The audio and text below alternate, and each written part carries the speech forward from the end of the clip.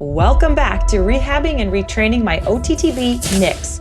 Let's dive into these concerning behavioral problems, as well as start peeling the onion of his multi-level health issues. Today, I'll go deeper into the why behind his struggles and walk you through how I will fix the following list of grievances.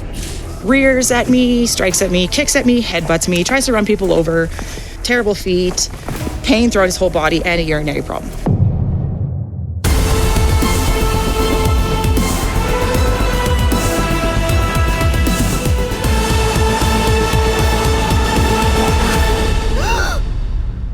This is day 2 of, oh, he's got a new name, I should tell.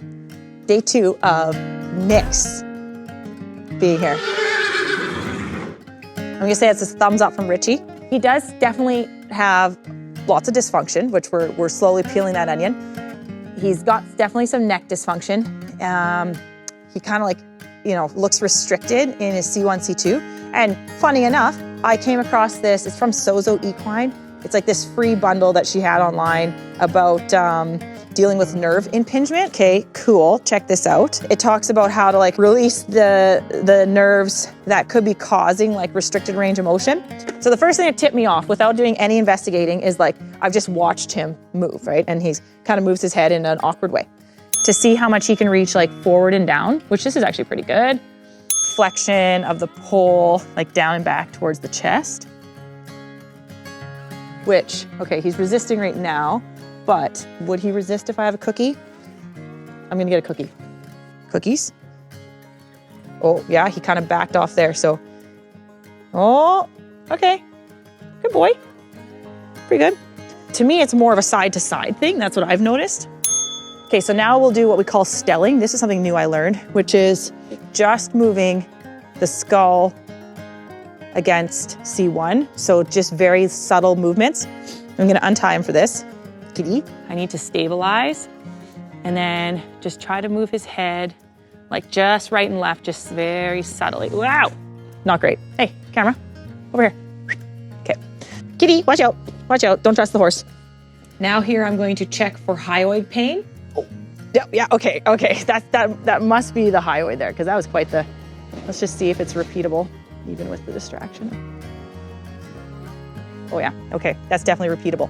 Okay, we definitely have hyoid pain. Okay, so check that off the list. Least invasive first. Let's just see if I can do, so I'm supposed to just put a vertical hand in here, and I won't go too much in there. Oh, okay, so I'll back off a little bit. Just see if I can get him to release. Here, buddy. Go. Okay, just a little blink and see if he'll let me stay there. I'm gonna let him move. It definitely feels ropey in there. Hi, buddy. Oh, good boy. Jennifer, do you want to help me tape him real quick? Because she says most horses will handle taping if you can't do anything else. You're definitely very body sore, for sure. There's so much in his body that is not okay. All right, let's see. No, can you, just don't be pushy though. Okay, a little, unaware of boundaries. Yeah. There. Maybe he'll start to my hope is that he'll be oh, this feels good. Boy. Yeah, we'll see. Yep, I suck at taping. If your horse won't handle any therapy, they at least will handle being taped, usually, right? If you're enjoying our journey, please like and subscribe and drop a comment about things you would try with this horse. Now, what the heck, yeah. Is this just voodoo? All right, we just put him to sleep. This rambunctious, nightmarish animal here. Oh, that feel good? It is not easy to tape with winter hair, but obviously it must work to some degree, right? Going under the halter. Oh no, he's leaving. Just let me finish this. Oh my gosh. Oh, sorry. Oh, okay, we're ear shy, okay. Noted. Probably, okay, okay, that doesn't feel good either. His whole head is a situation. Oh my gosh, this is an ugly tape job. Okay, but kudos to us. It was hard to do. We're not even gonna do the hind end because holy smokes, we are reactive in the hyoid. And I didn't even get to massage gun. So that will be that for tonight. What are you doing?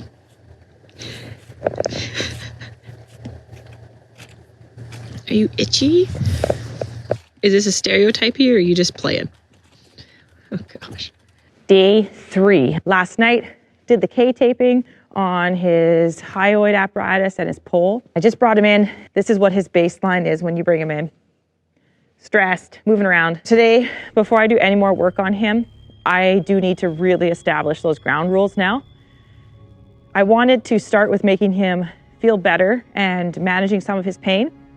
And we have done that. And now it's time to get ground rules so that I can manage more of his pain, because he's actually not safe to handle.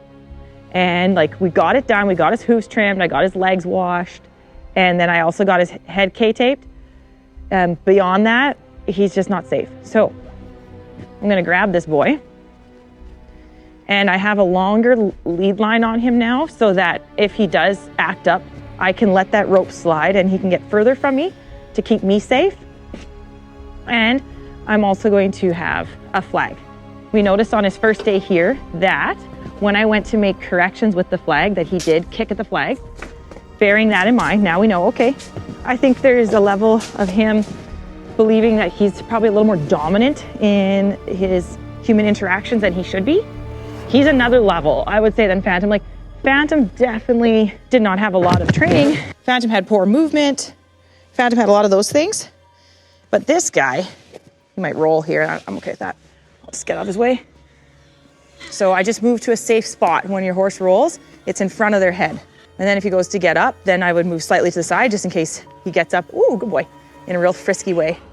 What I was saying was when I first got Phantom, she was also like quite neurotic and nervous, but she was a little more respectful of the pressure of the rope and my space. So this guy is not. This guy is, I will run you over and I will headbutt you and I wouldn't hesitate to kick you. So he's told me all those things, so I know all that. So first things first, I'm gonna do with the leading. Ooh.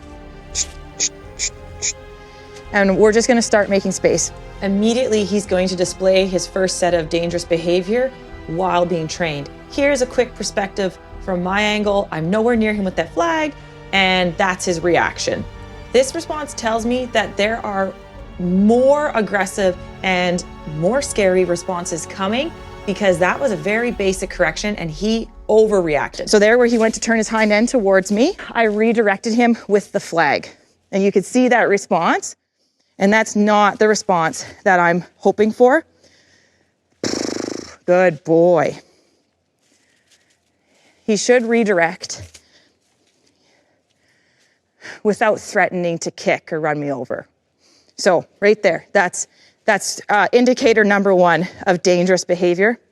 Oh, so here I'm gonna, so now we're gonna start leading, not like we're a racehorse anymore, not like we're on the track. We're gonna start leading like this, where he has to monitor that space between him and I. The intention of this is to reduce his stress load, because now he has one job, and that's monitor the space between him and I. And my job as the leader is keep us collectively safe. If he goes to get distracted, I can just redirect. There, yes. But you see the reaction to redirection? There, good boy. So I gotta be careful there, because that's where he would run me over or kick me. Let's quickly fast forward to a day later, next training session.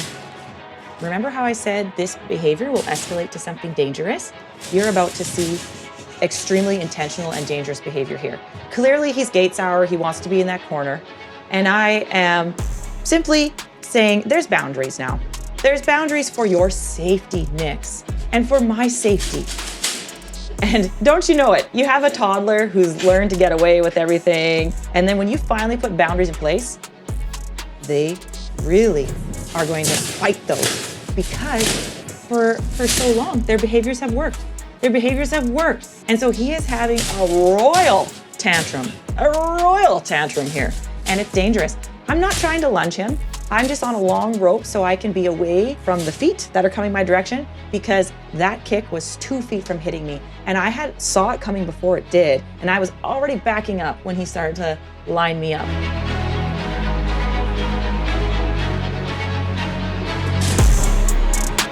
This is a tantrum and a half. Yes, he's in pain. And I think we can all be more nuanced to know he's also learned that these behaviors have worked for him. And he's so dangerous in his behaviors that I can't help his physical problems. Would you go touch this horse's hind end? Would you be comfortable performing medical procedures on this horse? I've tried my best to trim his feet and they are significantly better, but I didn't get a full trim. I have washed his legs.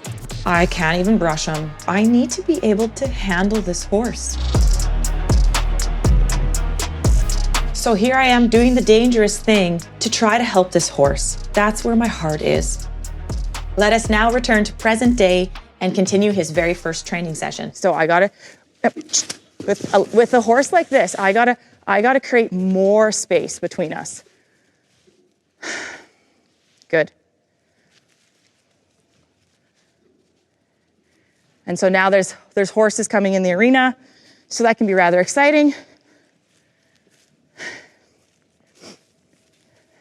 And again, I've got to have more space between him and I than less with a horse like that. Good boy.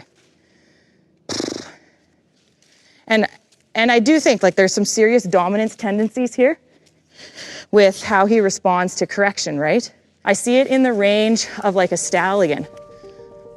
Not that I've worked with a lot of stallions, but I've watched people work with stallions and I don't really want to work with them. Good. Good boy. So we're nowhere near in me getting close to him and scratching on him yet because we need first safety and we do not have safety.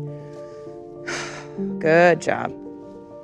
And so when he goes and gets distracted there, he should take that correction without, like you can see the like, how dare you correct me?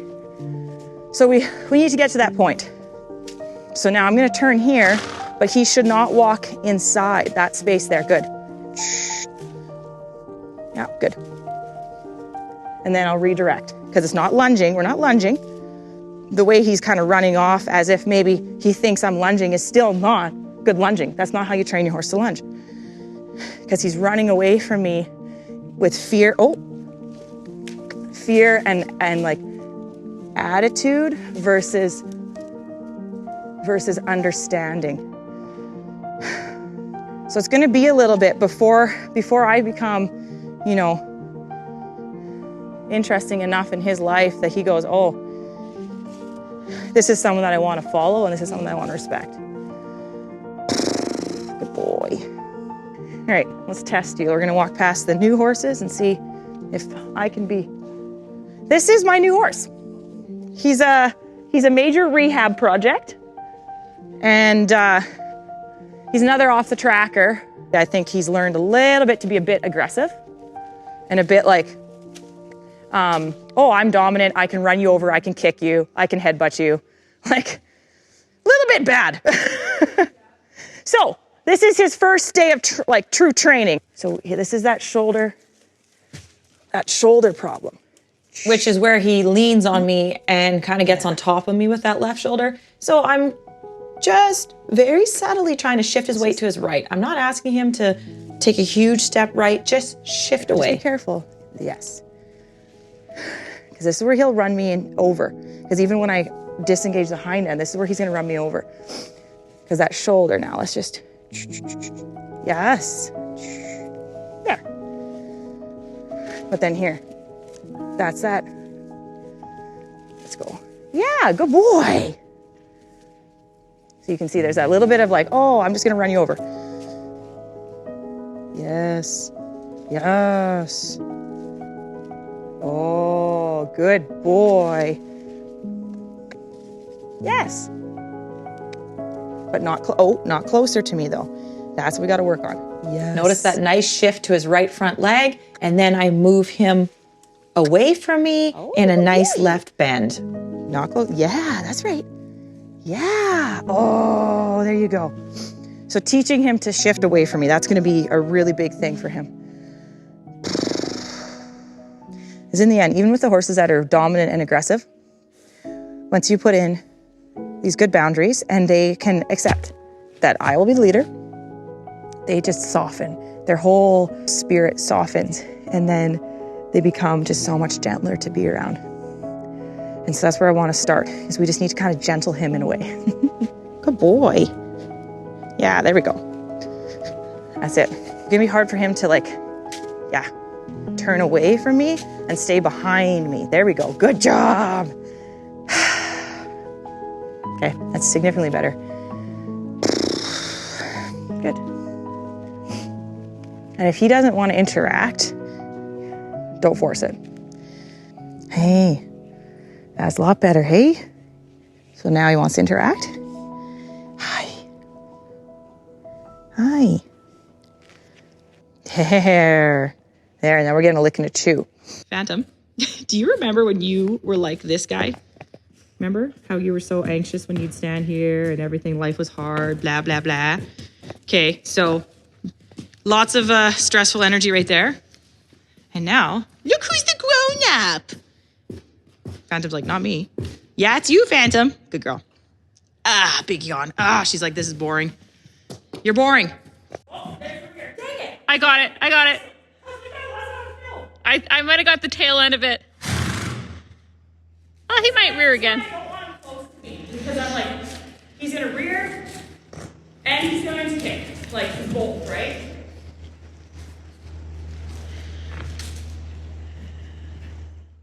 Did they tell you he had these behaviors, or if you just get on, he's fine? You're getting a little bit thrown into this session because I actually didn't record at the start and then quickly realized I probably should because it's looking bad. Oh, look at him. He's just squaring up, hey? Yeah. Nope. Okay, let's go this way. Wait, thing. Not a lunging thing. We're not trying to lunge. My plan was just to take him for a walk around the arena, and then it quickly turned to him trying to take control, and so I asked my friend to start filming. Watch, it gets a whole bunch worse.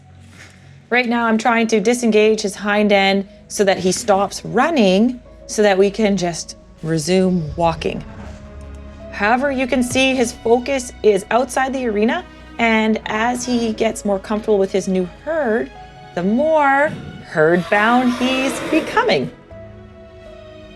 That's the place, and maybe the only place he finds comfort at this point, which is sad. Well, I may or may not have missed the rear, but we also missed you biffing it, so. Allow me now to guide you through what I'm doing in this training session. The goal is simple leading and safety, and him having an awareness of the space between him and I, and responding appropriately to cues. You can see he's quite determined to be in the corner where the gate is and where his buddy is standing quietly tied. I am putting a visual boundary by moving the flag, and the reason I have it up higher is to be more in his line of sight so that it's more of a visual. I don't touch him with the flag. I do use the sound of it too when he starts to ignore, but you can see he's quite determined to be in this corner. He's clearly telling me here to back right off, and boom. I saw that kick coming at me about a half a second before, and I took that step back to get out of range as I also turned his head towards me so that his hind end would move away. Now I have upped my level of, hey, there is a boundary here, because I need to meet him where he's at for the level, so he sees me. I'm hitting neural co-regulation here, where I am meeting him where he's at, and then I'm gonna help bring him down. Watch.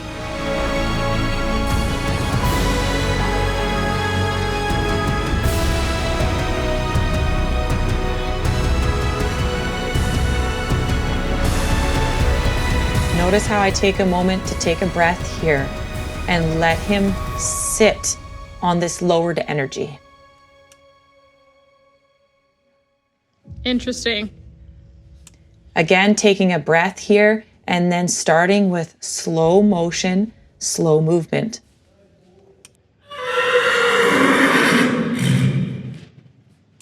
Again, an overreaction on his part, going into disengaging, and that was better. So now we're gonna settle on that and just take a moment. Yeah. There. I'm providing him opportunities to settle away from the area he wants to be right now. And he's not wanting to settle, understandably. So then what I do is I redirect his feet in an organized movement pattern, which is bending around me, yielding the shoulder. This is where Tristan Tucker would say, this is the clockwork. Yeah, he would have been a lot, I'm sure, to restart on the track. Jeez. He seems really smart though. I agree. He's intelligent, and there's lots of good things about this horse, and he needs help. And it's going to be a multifaceted approach. You can see he's starting to think now. I can ask him to move slower, smaller steps, be more intentional, and more connected to his body so he doesn't feel fearful. When the horse feels like they're running out of control and at any moment they might slip and fall because they're so unbalanced, of course they're scared. And so I am trying to help contain that movement. And in the start, you saw that containment look very messy, very ugly, and maybe to some it looked aggressive. But I needed to meet him at that point where he was having absolute chaos. I needed to meet him there and then go, look, I've got you.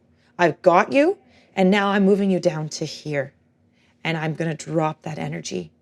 And I'm going to co-regulate until he can self-regulate. Now notice how much better that yielding of that right shoulder is there. And look at, we can find rest. Yay. This is what we want. This is a horse that I can start to do procedures on, or the vets can do procedures on, whoever needs to. Now we can get in and help this horse when he's like this. But we need to practice this first. Okay, let's walk over this little flower coming up here. Doesn't care. Let's not miss the forest for its trees. It's a big complexity of issues, and we have to remember all of these things add up to create one. And part of the whole is a really nice horse in here. He is confident. I'm hopeful for his future, and I'm aware there's a rough road ahead. Stay tuned. Like a drug that